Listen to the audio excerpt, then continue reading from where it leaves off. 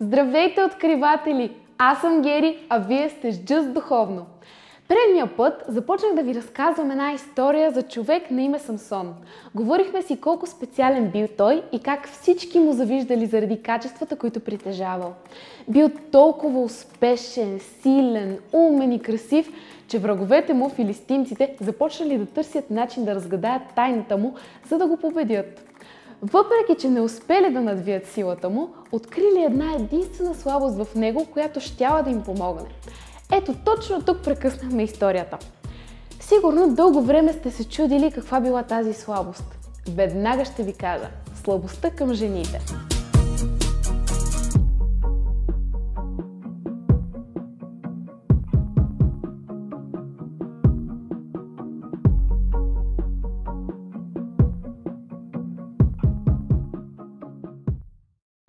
За разлика от Давид, който се покорявал на родителите си, Самсон не послушал своите, когато го посъветвали да не излиза с момичетата на филистимците.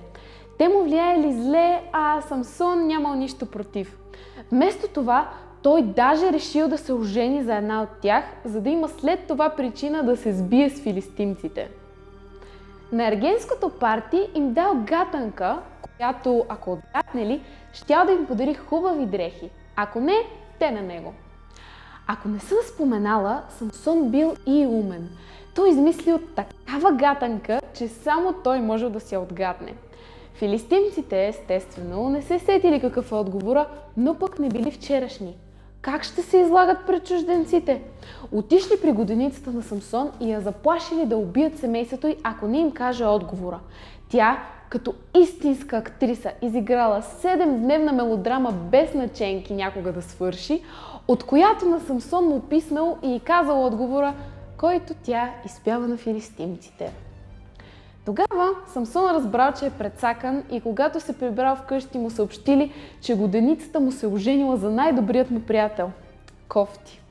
Живота на готините също не е лек, но нека продължим напред с историята. Самсон, като пич, си отмъщава подобаващо, готов за нови подвизи, когато се влюбва в Далила. Веднага, щом разбират за това, враговете му се свързали с нея. Този път те били готови на всичко да разберат каква е тайната на Самсон за великата му сила. Подкупили Далила, за да я разбере, и зачакали.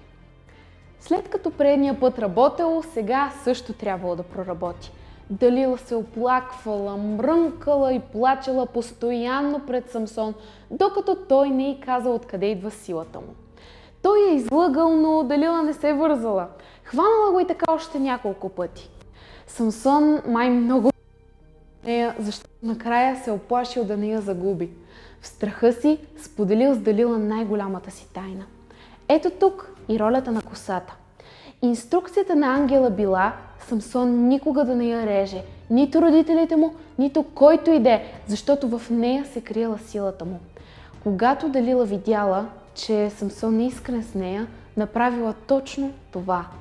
Обръснала го, завързала го и отнела силата му. Сега той бил по-слаб от обикновен човек. Филистимците го арестували и ослепили. Във вечерта на екзекуцията му той бил вързан за двете носещи колони на храма на техния бог, докато всички знатни филистимци празнували неговото задържане. Тогава Самсон се помолил на Бог да му даде за последен път сила, за да си отмъсти. Предпочел да се жертва. Тогава Бог отговорил на молитвата му, за да освободи Израел. Убитите в тази нощ били повече от всички, които Самсон е убил през живота си. Помните ли какво казваше Библията за смирението и гордостта? Смирението предхожда възкачването, а гордостта – падението. За разлика от Давид, Самсон имал всичко, което според хората било достатъчно да бъдеш успешен и щастлив в живота. Имал престиж, социален статус, висока позиция сред елита на обществото, красив, силен, но бил горделив. Той има увереност в себе си заради качествата, които притежавал, заради величието на съдбата, която Бог имал за него. Това го заслепило и му попречило да бъде наистина велик. Гордостта от качествата му не му позволила да види слабите му страни, върху които трябвало да работи. Независимо колко таланти имаме, няма съвършен човек. Всички имаме върху какво да се учим. От историята на Давид и Самсон Давид постъпил по-мъдро, макар че да си правиш каквото си искаш е по-лесно. Резултатите обаче са различни. По-добре да сме предпазливи с гордостта. Ако трябва да избираме, по-добре да стиснем устни и да бъдем покорни и смирени. Това ще ни възвеличи. Ще се радвам да чуя и вашето мнение за Давид и Самсон. Какво научихте от тях? Не забравяйте камбанката, палеца и червения бутон subscribe за повече от нашите видеа. Чао и до скоро!